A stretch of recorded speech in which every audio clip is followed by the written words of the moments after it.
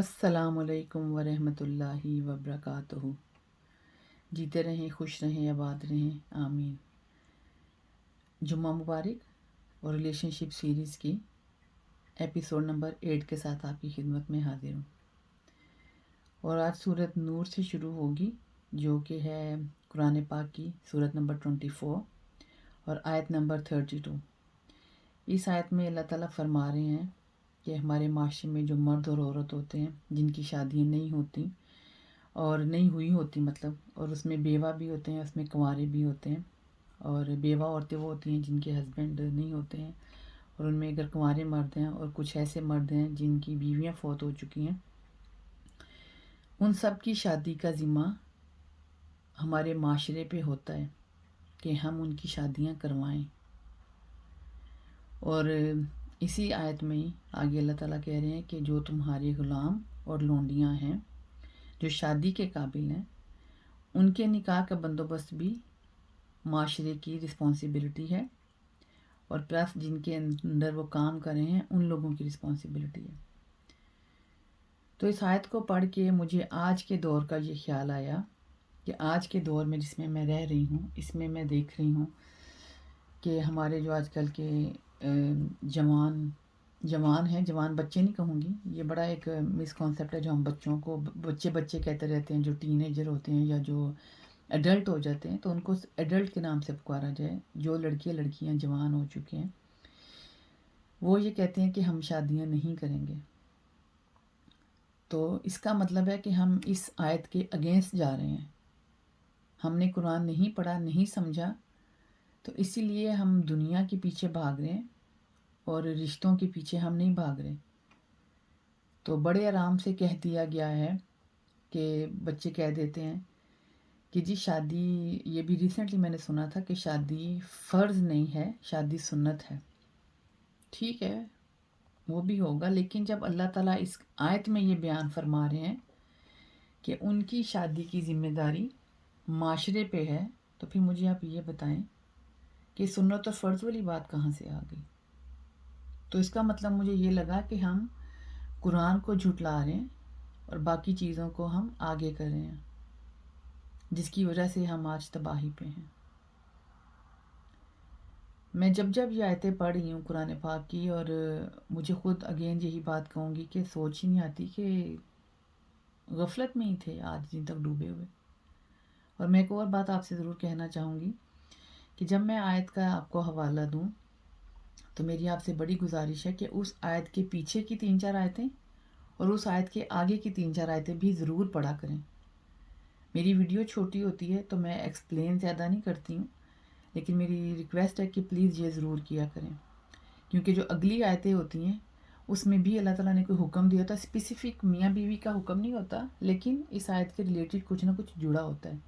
तो ये प्लीज़ ज़रूर किया करें कि जब आयत का नंबर आप ले लें और उसको कुरान पाक में खोलें तो आगे पीछे की भी आयतें ज़रूर पढ़ने की कोशिश करें।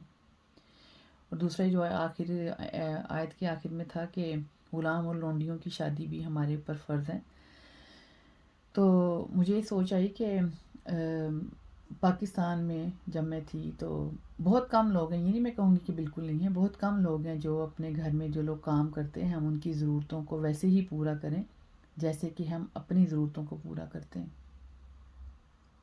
अगर हमें ये इंसानियत सीख लें कि हमारे जो काम करने वाले जो हमारी मदद करते हैं, काम करना भी अजीब लगता है उनको कहना कि काम करने वाले, वो हमारे हेल्पर हैं, वो हमारी मदद कर रहे हैं। अगर वो हमारी मदद कर रहे हैं तो हम उनकी कहाँ मदद कर रहे हैं। सिर्फ तनख्वाह दे देना बहुत बड़ा काम नहीं है, वो तो उनकी उजरत है उनकी काम की, लेकिन जो बाकी इंसानियत के नाम पे रिस्पॉन्सिबिलिटी है हम वो पूरी करते हैं उनकी। जिसका जवाब है नहीं। ना तो हम उनकी शादियों की जिम्मेदारी उठाते हैं, ना हम उनके बच्चों को तालीम दिलवाते हैं। तो अगर डेप्थ में जाएं आयत की तो बहुत सारी चीज़ें आपको मिलेंगी। इसके बाद अगली आयत पे जाती हूँ, आयत नंबर 33। उस आयत में अल्लाह ताला ने कहा है कि जो लोग रिश्तों का इंतज़ाम जिनका नहीं हो सका, फिर उनसे गुजारिश है कि वो अपनी इज़्ज़त की और इस्मत की जगहों को महफूज रखें, माशरे में गंद मत फैलाएं। जब तक उनकी शादी नहीं होती हैं तो अपने आप को हिफाजत में रखें। زناکاری سے اس کا مطلب ہے کہ زناکاری سے بچیں.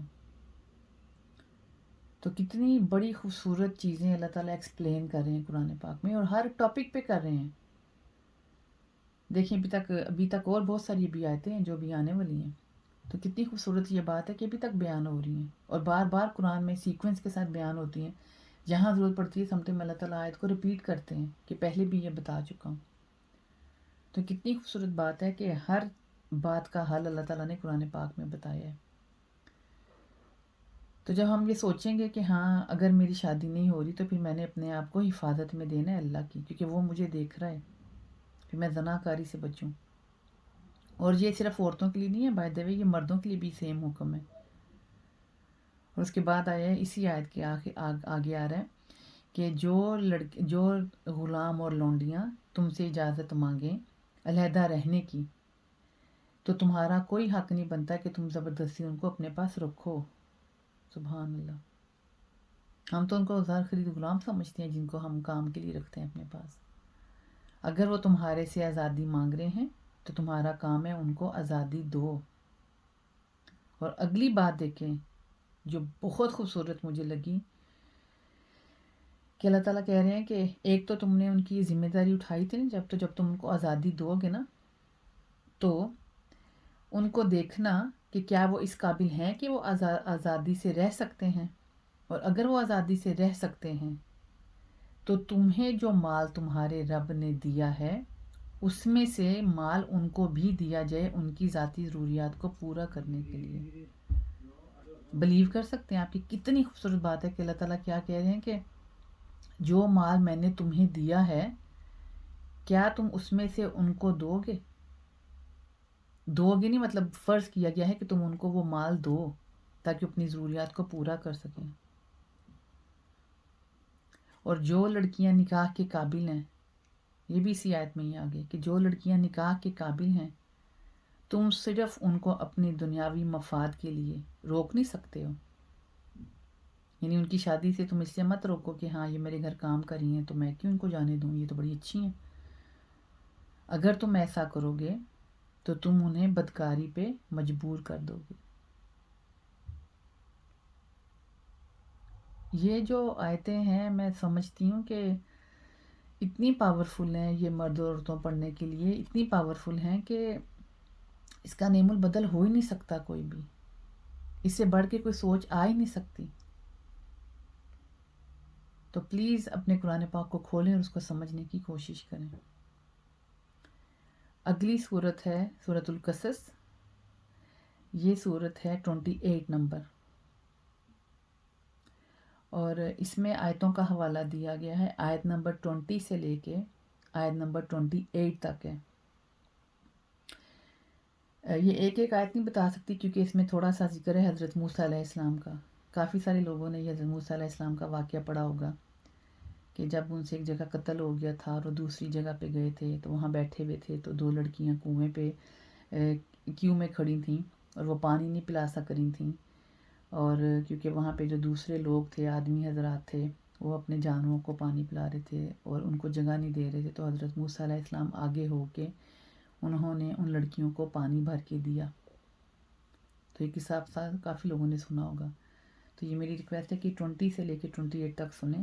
لیکن اس میں سیکھنے والی جو بات ہے وہ یہ ہے کہ کیسے ان لڑکیوں نے گھر جا کے اپنے باپ کو بتایا. جب باپ نے پوچھا کہ تم اتنی جلدی کیسے آ گئی تو انہوں نے کہا وہاں ہم ایک بھلا آدمی ملا تھا تو اس نے ہمیں گھڑے بھر دیے پانی کے.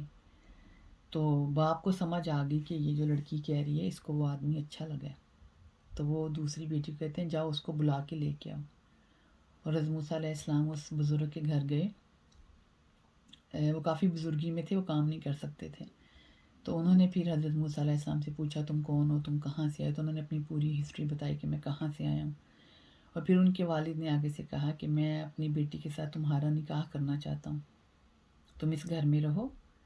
8 یا 10 سال کی مدت کا بیان ہے اس قرآن پاک میں کہ تم اس گھر میں رہو اور جب تک تم اپنے قابل نہیں ہو جاتے ہو. تو جب تم اپنے قابل ہو جاؤ گے تو تم یہاں سے جا سکتے ہو. تو دیکھیں اس میں اتنی باتیں سیکھنے کو ہیں کہ لسٹ بناؤں تو بہت زیادہ ہیں. ایک تو سب سے بڑی بات یہ کہ ہمارے اسلام میں اللہ تعالیٰ نے لڑکی اور لڑکے کو دونوں کو برابر کا حکم دیا ہے کہ اگر ان کو کوئی پسند آئے تو اپنی پسند سے شادی کر سکتے ہیں. اور اگین میں یہ کہوں گی کہ میرے کلچر میں تو ایسا نہیں ہے. میرے کلچر میں تو ہے کہ لڑکا لو میرج کر لے لیکن لڑکی کو الاؤڈ نہیں ہے. لوگ کیا کہیں گے, دنیا کیا کہے گی. تو اس کا کیا مطلب ہے کہ ہم قرآن کو جھٹلا دیتے ہیں. نعوذ باللہ نعوذ باللہ. ہم قرآن نہیں پڑھتے, اسی لیے ہم نہیں پڑھتے کیونکہ ہمیں یہ حکم ماننے مشکل لگتے ہیں. ہم اتنے ڈھیٹ ہو چکے ہیں اور ہم اتنے سٹبن ہو چکے ہیں کہ ہمیں اپنی باتیں ماننے کا اتنا شوق ہے کہ ہم اب سمجھتے ہیں کہ قرآن پڑھو ہی نہ, بہتر ہے کہ چھوڑ ہی دو اس کو پڑھنا.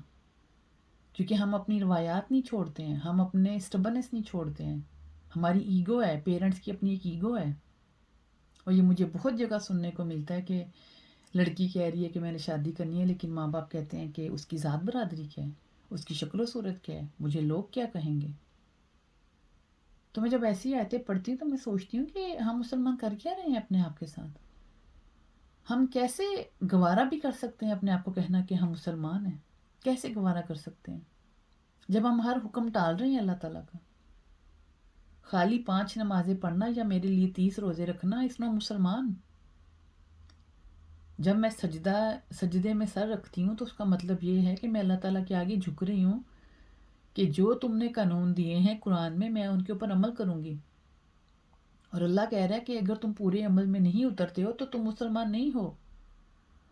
آدھا تمہارا اپنا عمل اور آدھا میرا عمل تمہیں مومن نہیں بناتا ہے. مومن وہی بنتا ہے جو 100% اپنے رب کے قانون کے اوپر چلنے کی کوشش کرتا ہے, وہ ہے مومن. تو ہم نے تو مکس کر دیا, ہر چیز کو مکس کر دیا. اپنی روایات کو بڑی بری طرح ہم پوج رہے ہیں اور ہم اپنے رب کو پوجنا بھول گئے. عبادت میں ہم بہت آگے ہو گئے ہیں لیکن ہمارے معاملات بہت بگڑ گئے ہیں. ہمارے یہ جوان بچے بچیاں جو قرآن پڑھ رہے ہیں, جو سیکھ رہے ہیں, ان کی اپنے ماں باپ سے بحث چلتی ہے کہ تم کیا کر رہے ہو. اور ماں باپ پھر آگے سے کہتے ہیں ہاں تمہیں بڑا دین سمجھ آ گیا نا آج, بجائے اس کے کہ وہ اپنی غلطی مانے کہ ہم نے دین نہیں سیکھا تھا, ہمیں سیکھنا چاہیے تھا. ہم آگے سے اولاد کے ساتھ لڑنے لگ جاتے ہیں. اتنے ہٹ دھرم ہیں ہم کہ ہم سوچ ہی نہیں رہے کہ ہم کہہ کیا رہے ہیں, ہم رب کی بات کو جھٹلا رہے ہیں. تو پھر ہماری اولاد کیسے ہماری فرما بردار ہوگی. جب ہم اپنے رب کے فرما بردار نہیں ہیں تو ہم کیسے ایکسپیکٹ کر سکتے ہیں کہ میری اولاد میری فرما بردار ہوگی. وہ نہیں ہوگی کیونکہ میں دوگلی پالیسی چل رہی ہوں. I'm a two-faced person. تو اس آیت میں اتنی باتیں سیکھنے کی کہ لڑکی پھر یہ جو ہمارے کہا جاتا ہے کہ گھر داماد بڑا برا سمجھا جاتا ہے. اس میں وہ بھی بات ہے کہ وہ بزرگ نے کہا کہ تم میرے گھر رہ سکتے ہو, لیکن میرے معاشرے میں تو ہمیں بہت برا لگتا ہے کہ ہم گھر داماد بنا لیں. ہم کہتے ہیں اچھا یہ مرد بڑا ایسا ہے, یہ مرد بڑا ویسا ہے, یہ تو نہ مرد ہے جو بھی لڑکی کے گھر میں آ کے رہ رہا ہے. تو کتنے پوائنٹ ہیں اس آیت میں. تو پلیز یہ آیت کو دوبارہ کھولیے, اپنے قرآن پاک کو کھولیے اور اس کو سمجھنے کی کوشش کیجیے کہ ہم ذات برادری شکل و صورت کن گمراہیوں میں کھو گئے ہیں اور دین سے بہت دور ہو گئے ہیں, بہت دور ہو گئے. لیکن میں یہی سمجھتی ہوں کہ کوئی بات نہیں, ابھی بھی کچھ نہیں بگڑا. آج بھی ابھی بھی وقت ہے, جب تک سانس میں سانس آ رہا ہے الحمدللہ وقت ہے. آج بھی ہم اپنا قرآن کھول سکتے ہیں, پڑھ سکتے ہیں, سمجھ سکتے ہیں, اس کو سمجھنے کی کوشش کر سکتے ہیں اور انشاءاللہ تعالیٰ اپنے رب سے دعا کر سکتے ہیں کہ اللہ تعالیٰ تو ہمیں سیدھا راستہ دکھائے گا. اگر میں نے آج یہ کھولا ہے تو تو مجھے سیدھا راستہ دکھائے گا اور تو مجھے مومن بننے کی توفیق دے گا. اس کے اوپر یقین تو کر کے دیکھیں, اس سے مانگ کے تو دیکھیں کہ وہ دیتا کتنا ہے. وہ تو رب ہے, وہ تو نوازتا ہے, وہ لیتا کسی سے کچھ نہیں ہے, اس کو صرف نوازنا آتا ہے. یہ اس کی سب سے بڑی ربوبیت ہے. ویڈیو کافی لمبی ہو گئی آج کیونکہ یہ والی آیت کافی غور و طلب ہے. تو پلیز اپنا بہت خیال رکھیے گا. اللہ تعالیٰ ہمیں قلب سلیم عطا فرمائے. اللہ تعالیٰ ہمیں اپنے قرآن پہ چلنے کی توفیق دے, ہمیں اس کو سمجھنے کی توفیق دے اور ہمارے عملوں میں آسانیاں کرے. آمین آمین. اپنا بہت خیال رکھیے گا. اللہ حافظ.